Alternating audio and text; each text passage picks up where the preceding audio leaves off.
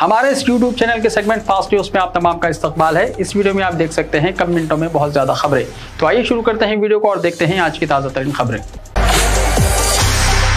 Saudi अरब में चांद नजर नहीं आया, 2 मई को होगी ईद उल फितर। सऊदी अरब में शव्वाल का चांद नजर नहीं आया। सऊदी मीडिया की रिपोर्ट के मुताबिक मुल्क भर में किसी भी मुकाम पर शव्वाल का चांद देखने की शहादतें नहीं मिली। सऊदी अरब के कई मुकामात में चांद देखने की कोशिश की गई, मतला साफ रहने के बावजूद चांद नजर नहीं आया। लिहाजा कल माह रमजान का 30वां रोजा होगा और ईद उल फितर 2 मई को होगी। मीडिया रिपोर्ट्स के मुताबिक मुत्तहदा अरब अमारात में भी शव्वाल का चांद नजर नहीं आया। लिहाजा सऊदी अरब और अमारात में भी ईद उल फितर 2 मई यानी पीर को होगी।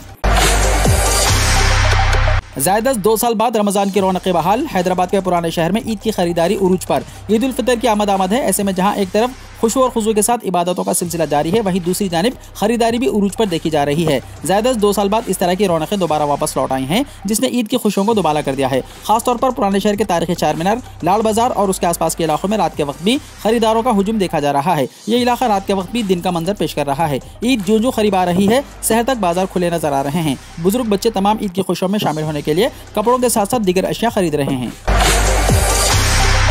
हैदराबाद में पुलिस ओहदेदार के घर चोरी। हैदराबाद में चोरों ने एक पुलिस मुलाजिम के मकान को निशाना बनाया। पुलिस के मुताबिक मीरपेट विजयपुरी कॉलोनी का रहने वाला शंकर छतरी नाका पुलिस स्टेशन से वाबस्ता ASI बताया गया है। शंकर की बीवी अपने रिश्तेदारों के मकान तकरीब में शिरकत के लिए गई हुई थी, जबकि शौहर ड्यूटी के लिए पुलिस स्टेशन के लिए रवाना हुआ। इस दौरान कल सारिकीन ने उनके मकान से खुफल तोड़कर 35 तोले वजनी तलाई जेवरात और 17 लाख रुपए नकद रकम का सरखा कर लिया। उन्होंने यह रकम और जेवर अपनी बेटी की शादी के लिए रखे थे।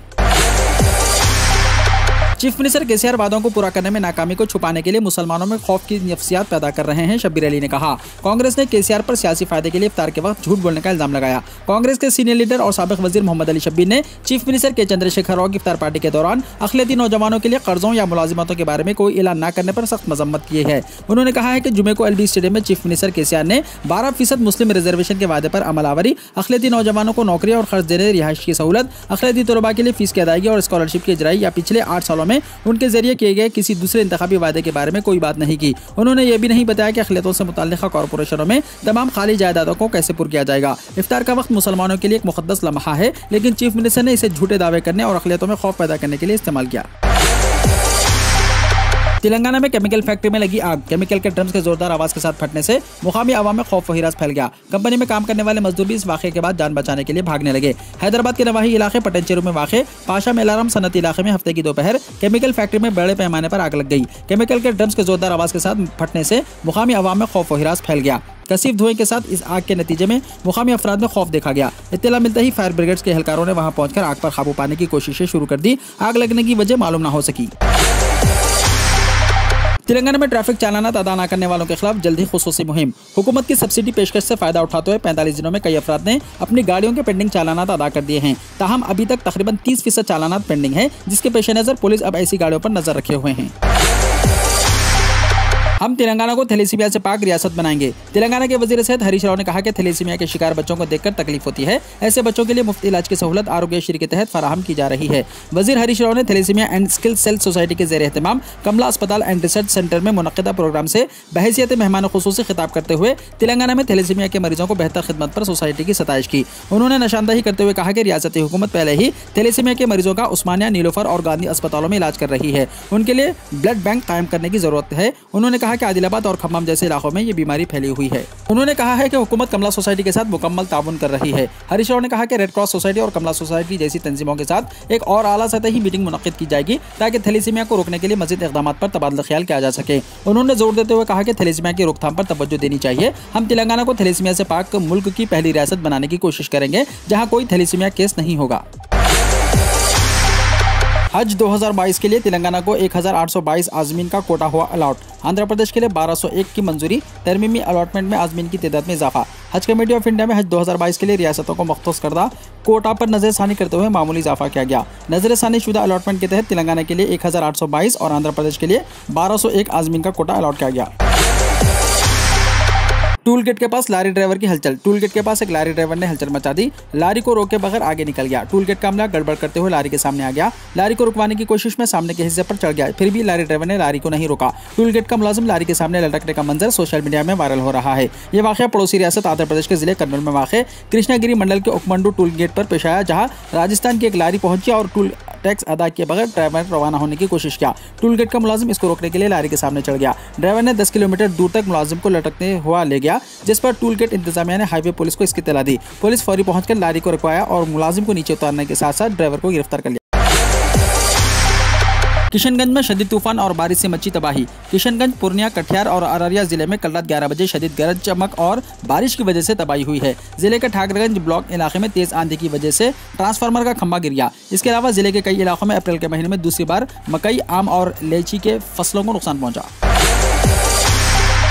बरहम अवाम ने रुकन असम्बली पर हमला कर दिया। आंध्र प्रदेश के एल्लूरू में कशीदगी। आंध्र प्रदेश के एल्लूरू में कशीदगी देखी गई क्योंकि अवाम की बड़ी तादाद ने अचानक रुकन असम्बली टी वेंकट राव पर हमला कर दिया, जो वाईएसआर कांग्रेस के लीडर गंजी बरसात के कत्ल के मामले की तफसीलात हासिल करने के लिए पहुंचे थे। रुकन असम्बली वाईएसआर कांग्रेस लीडर के अरकान खानदान से मुलाकात करना चाहते थे। बरहम अवाम ने रुकन असम्बली और दीगर पर हमला कर दिया, जो उनको बचाने के लिए आए थे। इत्तला के साथ ही पुलिस वहां पहुंच गई और रुकन असम्बली को बचा लिया। ताहम पुलिस को भी नहीं छोड़ा गया। मुकामी अफराद का मानना है कि बरसात का कत्ल सियासी मकासद के लिए किया गया था। जब रुकन असम्बली गाँव पहुंचे तो अवाम की बड़ी तादाद ने उन पर बरहमी का इजहार किया और उन पर हमला कर दिया। इस सिलसिले में एक मामला दर्ज कर लिया गया। रुकन असम्बली और उनके साथियों को इलाज के लिए अस्पताल मुंतकिल कर दिया। गर्मी ने तोड़ दिया 122 साल का रिकॉर्ड। गर्मी के शदीद लहर ने गुज़िश्ता 122 साल का रिकॉर्ड तोड़ दिया है। महकमे मौसमियात के मुताबिक गर्म लहर के सबब शुमाल मशरक़ी और वस्ता हिंदुस्तान में गुज़िश्ता 122 साल में अप्रैल का महीना सबसे ज्यादा गर्म रहा। महकमे मौसमियात के डायरेक्टर जनरल मृत्युंजय महापात्रे ने मीडिया से बात करते हुए कहा कि मई के दौरान मगरबी वस्ता और शुमाली मशरक़ी हिंदुस्तान के बेशतर हिस्सों और शुमाल मशरक़ी हिंदुस्तान के शुमाली हिस्सों में ज्यादा से ज्यादा दर्जा हरारत बाकी मुल्क के मुकाबले मामूल से ज्यादा रहने का इम्कान है, जबकि मुल्क के बकिया हिस्सों में ज्यादा से ज्यादा दर्जा हरारत के मामूल से कम रहने का इम्कान है। साथ ही यह भी कहा गया कि मई में मुल्क भर में औसत बारिश मामूल से ज्यादा होने का इम्कान है और तवील मुद्दत के बाद औसत 109। उत्तर प्रदेश में इटावा में बड़ा ट्रेन हादसा। कोयले से लदी हुई मालगाड़ी पलटी। उत्तर प्रदेश के इटावा जिले में बड़ा ट्रेन हादसा पेश आया। यहां भरतना के पास डेडिकेटेड फ्रेट कॉरिडोर पर कोयले से लदी हुई मालगाड़ी बुरी तरह पलट गई। वाक़या 11 बजे के बाद पेश आया और उससे तकरीबन 110 मीटर OHE लाइन टूट गई। इस हादसे की वजह से रेलवे ट्रांसपोर्टेशन मुतासिर नहीं हुआ, क्योंकि हादसे की वजह से मालगाड़ी वाले कॉरिडोर को ही नुकसान पहुंचा। बताया जा रहा है कि मालगाड़ी कानपुर की तरफ से दिल्ली की तरफ जा रही थी। मालगाड़ी में 70 से ज्यादा डब्बे लगे हुए थे, जिनमें से कई डब्बे पटरी से उतरकर पलट गए। मौसूला इत्तलात के मुताबिक डेडिकेटेड फ्रेट कॉरिडोर यानी DFC के रेलवे ट्रैक पर यह हादसा पेश आया। कुछ रिपोर्ट्स में बताया गया है कि हफ्ते की सुबह कानपुर से दिल्ली जा रही कोयले से भरी मालगाड़ी के 10 डब्बे पटरी से उतरे। नीतीश कुमार की नजर में लाउडस्पीकर तनाज़ा फालतू इशू, मस्जिदों से हटाने की जरूरत नहीं। मुल्क में लाउडस्पीकर तनाज़ा इस वक्त जोरों पर है। उत्तर प्रदेश में तो सैकड़ों मस्जिदों से लाउडस्पीकर हटा दिए गए हैं। हजारों इबादत गाहों में इसकी आवाज़ कम कर दी गई है। उत्तर प्रदेश के अलावा दीगर बीजेपी हुक्मरान रियासतों में भी मस्जिदों से लाउडस्पीकर हटाने का मुतालबा जारी है। बिहार में भी बीजेपी ने जनता दल यू के साथ मुश्तरका तौर पर हुकूमत बनाई हुई है, इसलिए कुछ बीजेपी लीडरान ने बिहार में भी लाउडस्पीकर तनाज़े को तूल दे दिया है। जब इस सिलसिले में बिहार के वज़ीर आला नीतीश कुमार से सवाल किया गया तो उन्होंने इसे फालतू इशू करार दे दिया। साथ ही उन्होंने कहा कि बिहार में इन सब चीज़ों पर कोई खतरा नहीं है, यानी मस्जिदों से लाउडस्पीकर हटाए जाने का कोई मंसूबा फिलहाल रियासती हुकूमत का नहीं है। बिजली बहरान में वज़ीर आज़म नरेंद्र मोदी अपनी नाकामी के लिए किसको जिम्मेदार ठहराएंगे? नेहरू जी को या रियासती हुकूमतों को? राहुल गांधी का मरकज पर हमला। कांग्रेस के साबिक सदर राहुल गांधी ने हफ्ते को मुल्क की कई रियासतों में बिजली के बहरान को लेकर वज़ीर आज़म नरेंद्र मोदी को निशाना बनाते हुए कहा कि मोदी अपनी नाकामी का जिम्मेदार पंडित जवाहरलाल नेहरू को ठहराएंगे या फिर रियासतों और लोगों का एहतिसाब होगा। उन्होंने वज़ीर आज़म मोदी के कुछ पुरानी तकरीरों के इख्तिसाबात शेयर करते हुए ट्वीट किया कि वज़ीर आज़म के वादों और इरादे के दरमियान तार हमेशा कटा था। मोदी जी, आप इस बिजली बहरान में अपनी नाकामी का जिम्मेदार किसको ठहराएंगे? नेहरू जी को या रियासती हुकूमतों को, या सिर्फ अवाम को? राहुल गांधी के जरिए शेयर की गई मोदी की तकरीरों के इख्तिसाबात में वज़ीर आज़म को यह कहते हुए सुना जा सकता है कि साल 2022 में आज़ादी के 75 साल मुकम्मल होने पर तमाम हमवतनों को 24 घंटे बिजली दस्तयाब होगी। बिजली की दस्तयाबी न होने के खिलाफ यूथ कांग्रेस का जम्मू में हुकूमत मुखालिफ एहतजाज। यूथ कांग्रेस ने हफ्ते के रोज जम्मू में बिजली बहरान के खिलाफ एहतजाज दर्ज किया। एहतजाजी बीजेपी मुखालिफ नारेबाजी कर रहे थे और एहतजाज के दौरान पुलिस ने कई एहतजाजियों को हिरासत में ले लिया। इस दौरान एक एहतजाजी लीडर ने मीडिया को बताया कि जम्मू में 8 से 10 घंटे बिजली की कटौती की जाती है। मुंबई में रमज़ान के दौरान उर्दू की नक्शे मजीद वाज़ेह। मुंबई शहर और उसके कुछ मुस्लिम अक्सरियती मुज़ाफ़ाती इलाके ऐसे हैं जहां रमज़ानुल मुबारक की गहमागहमी ऐसे नज़र आ रही है जिसमें उर्दू का भी बोलबाला नज़र आ रहा है। यहाँ दुकानों पर जा बजा उर्दू साइन बोर्ड्स नज़र आते हैं, जिससे अंदाज़ा होता है कि उर्दूदान तबके ने उर्दू को बिल्कुल भी नज़रअंदाज नहीं किया है, बल्कि कहीं ना कहीं वो अपनी ही इन कोशिशों से उर्दू को जिंदा और जाविद रखने में अहम किरदार अदा कर रहे हैं। ज़हरा और मिश्री का मिलाप आज निज़ाम शमसी के 2 सैयारे सरगोशी करते हुए देखे गए। शनिचर को यानी हफ्ते के दिन अगर आप सही वक्त पर आसमान की तरफ निगाहें बुलंद करे होंगे तो आपने ये देख सकेंगे कि निज़ाम शमसी के 2 सबसे रोशन सैयारों का एक दूसरे से मिलाप हो रहा है। विनस यानी ज़हरा और जुपिटर यानी मुश्तरी वैसे तो लाखों मील दूर है, मगर ज़मीन से ऐसा दिखाई देगा जैसे वो इतने करीब है कि अनकरीब उनके आपस में टक्कर होने वाली है। सैयारों का ऐसा मिलाप हर साल होता है, लेकिन इस साल वो पहले से भी कहीं ज़्यादा करीब दिखाई देंगे। ऐसा मंजर दोबारा देखने के लिए आपको साल 2039 तक इंतजार करना पड़ सकता है। साफ आसमान में आप ये मंजर अपनी आंखों से या दूरबीन की मदद से देख सकते हैं। हफ्ते के बाद आइंदा दिनों में ये दोनों सैयारे अपने अलग रास्तों पर निकल पड़ेंगे। Chief justice N V Ramana ने जजों की तादाद बढ़ाने और अदालती निज़ाम को मजबूत बनाने पर जोर दिया। Chief justice of India N V Ramana ने हफ्ते को मुल्क भर में ज़ेर इल्तवा मुकदमात के तनासुब से जजों की तादाद बढ़ाने के साथ अदलिया से मुताल्लिक़ निज़ाम को मजबूत बनाने पर जोर दिया। हाई कोर्ट्स के चीफ जस्टिस और रियासतों के वज़राए आला की 11वीं मुश्तरका कॉन्फ्रेंस से खिताब करते हुए जस्टिस रमन्ना ने कहा कि बुनियादी ज़रूरियात को तरजीही बुनियादों पर बढ़ाने और तनाज़े के इब्तदाई मरहले में ही हल के इक़दाम पर संजीदगी से गौर करना वक्त की ज़रूरत है। उन्होंने अदालती निज़ाम में दीगर ज़बानों को अपनाने पर भी जोर दिया। उन्होंने कहा कि हाई कोर्ट्स के लिए जजों की मंजूरशुदा 1104 आसामियों में से 388 खाली पड़ी हैं। खाली आसामियों को पुर करने की उनकी पहले दिन से ही कोशिश रही है। उन्होंने एक साल के दौरान मुख्तलिफ हाई कोर्ट्स में खाली आसामियों को पुर करने के लिए 180 सिफारिशात की हैं। इनमें से 126 तकर्रियाँ हो चुकी हैं। इसके लिए हुकूमत हिंद का शुक्रिया अदा करते हुए उन्होंने कहा कि 50 मुंतसिब तजावीज़ हुकूमत हिंद की जल्द मंजूरी की उम्मीद है।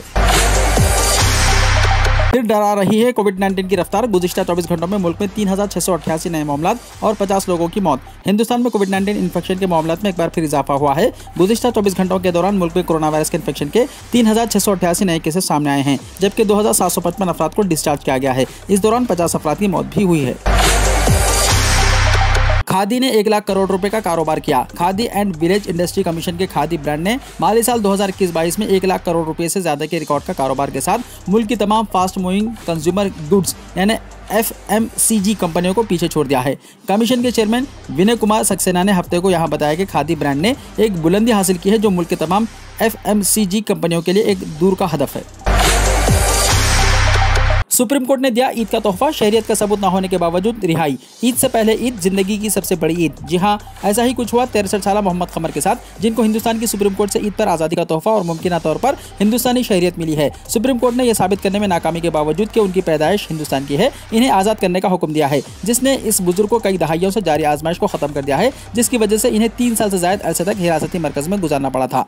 ख्याल रहे कि मोहम्मद कमर गुज़िश्ता कई सालों से जेल में बंद हैं। वो बरसों से यह साबित करने में नाकाम रहे कि पैदाइशी तौर पर वो एक हिंदुस्तानी शहरी हैं, क्योंकि उनके पास कोई दस्तावेजी सबूत नहीं है। शहरियत का कोई दस्तावेजी सबूत न होने के सबब इन्हें जेल में रहना पड़ा। मोहम्मद कमर उर्फ मोहम्मद कामिल की ये अलमनाक कहानी है। वो 5 बड़े बच्चों के बाप है, जिन्हें अगस्त 2011 में मेरठ से हिंदुस्तान में ज्यादा देर क़याम करने पर गिरफ्तार किया गया था। उनके पास अपनी पैदाइश और शहरियत का कोई रिकॉर्ड नहीं है जिसकी इन्हें सजा मिली, और उन्होंने तकरीबन 1 दहाई से ज्यादा अरसे से सलाखों के पीछे गुजार दिया।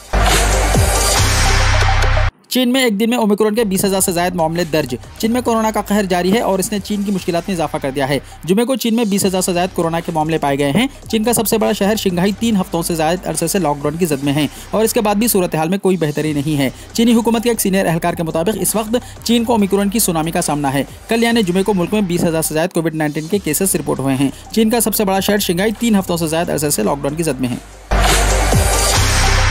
खातून ने बिल्ली से कर ली शादी। दुनिया में हर किस्म के लोग बसते हैं और उनके शौक और ख्वाहिशात भी अलग अलग होती हैं। ऐसे में लंदन से ताल्लुक़ रखने वाली खातून ने बिल्ली से शादी कर ली। 49 साला दिव्वारा हार्डिच नामी खातून के पास एक पालतू बिल्ली है। मकान मालिक ने जब बिल्ली के साथ मकान किराए पर देने से इनकार कर दिया तो इस खातून ने बिल्ली से शादी कर ली और कहा कि वो इसके शरीक हयात है। मालूम हुआ है कि यह खातून 2 बच्चों की माँ है। इस बिल्ली का नाम इंडिया है। कहा जा रहा है कि खातून अपनी पालतू बिल्ली से काफ़ी मानूस है और उसने बिल्ली से जुदाई से बचने के लिए कदम उठाया। अमेरिका में पहली मरतबा एक शख्स बर्ड फ्लू से मुतासिर। H5N1 फ्लू का पहला इंसानी केस अमेरिका में रिपोर्ट हुआ। National institute for the control of infection disease यानी CDC ने कोलोराडो में एक शख्स में बर्ड फ्लू के इन्फेक्शन की निशानदही की है। इस शख्स का एवियन इन्फ्लुएंजा H5 का टेस्ट मुस्बित आया। बताया गया है कि वो पोल्ट्री इंडस्ट्री में काम करता है। ये वही था जहां उसे H5N1 बर्ड फ्लू होने का शुबा है। मरीज ने बताया कि वो कुछ दिनों से थका हुआ था। हुक्म का कहना है कि वो फिलहाल सेहतयाब हो रहा है। CDC ने कहा कि वो H5 मुस्बित शख्स को अलग कर रहे हैं और उसे सेल्टामेवेरे दे रहा है। H5N1 बीमारी गुज़िश्ता साल अमेरिकी पोल्ट्री फार्मों में फैल गई। ताहम CDC ने बताया कि वो बीमारी की अलामत पर नजर रखे हुए हैं। हुक्म ने बताया कि इंसानों में H5N1 वायरस का दूसरा केस है और पहला केस दिसंबर 2021 में बरतानिया में सामने आया था। सऊदी वली अहद शहजादा मोहम्मद बिन सलमान से वज़ीर आज़म शहबाज शरीफ की मुलाकात। सऊदी वली अहद शहजादा मोहम्मद बिन सलमान बिन अब्दुल अजीज से वज़ीर आज़म पाकिस्तान मोहम्मद शहबाज शरीफ ने मुलाकात की है। पाकिस्तान के प्राइम मिनिस्टर हाउस के ट्विटर अकाउंट पर जारी बयान में कहा गया कि मुलाकात के दौरान तिजारती और कारोबारी ताल्लुकात को फ़रोग़ देने, सरमायाकारी को वुसअत देने और पाकिस्तान की अफरादी क़ुव्वत के लिए मज़ीद मौक़े पैदा करने से मुतल्लिक़ उमूर ज़ेर गौर आए हैं। मुलाकात के लिए रॉयल पैलेस पहुंचने पर शहजादा मोहम्मद बिन सलमान ने वज़ीर आज़म शहबाज शरीफ का पुरतबाक खैरमक़दम किया। शहबाज शरीफ को गार्ड ऑफ ऑनर भी पेश किया गया। वाज़ेह है कि सऊदी वली अहद शहजादा मोहम्मद बिन सलमान बिन अब्दुल अजीज की दावत पर वज़ीर आज़म मोहम्मद शहबाज शरीफ सऊदी अरब के 3 रोज़ा सरकारी दौरे पर हैं। वीडियो को लाइक शेयर कीजिए और हमारे इस YouTube चैनल को सब्सक्राइब करते हुए इसके बेल आइकॉन को भी प्रेस कर लीजिए ताकि हर आने वाली वीडियो का नोटिफिकेशन सबसे पहले आपको मिलता रहे।